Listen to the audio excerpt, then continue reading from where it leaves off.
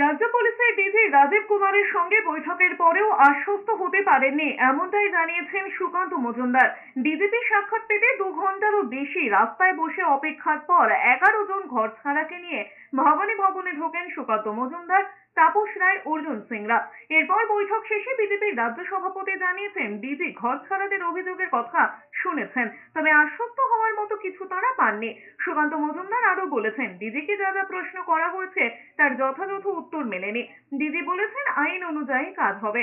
মুর্শিদাবাদের কয়েকজন ঘর ছাড়াদের নিয়ে বিকেলে ভবানী ভবনে পৌঁছে গিয়েছিলেন সুকান্ত মজুমদার। তার দাবি ছিল মুর্শিদাবাদের আক্রান্ত পরিবারগুলো সবার সঙ্গে কথা বলতে পারেননি রাজীব কুমার। বিজেপির দাবি এই 11 জন সেই তালিকায় রয়েছেন। বিজেপির রাজ্য দপ্তর থেকে 11 জনকে নিয়ে ভবানী ভবনে যান সুকান্ত মজুমদাররা, কিন্তু ভবানী ভবনে তাদের ঢুকতে দেওয়া হয়নি। ওই সময় দীঘার জগন্নাথ মন্দিরে প্রস্তুতি অনুষ্ঠানে নবান্নে মুখ্যমন্ত্রীর বৈঠকে ছিলেন ডিজি রাজীব কুমার।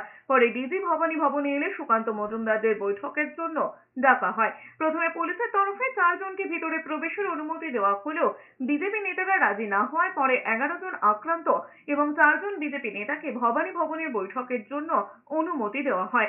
বৈঠক শেষেও পুলিশ আধিকারিকদের সঙ্গে বচসায় জড়িয়েছেন বিজেপি নেতা কর্মীরা।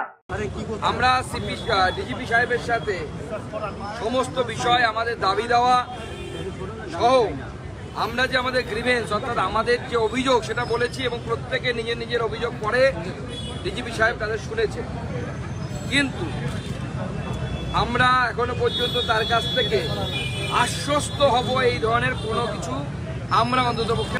আমার মনে হয় রাজ্যের পুলিশের প্রধান হয়েও ওনার হয়তো সেই অধিকার নেই যে উনি এই ভিকটিম ফ্যামিলিগুলোকে কিছু আশ্বস্ত করতে পারেন।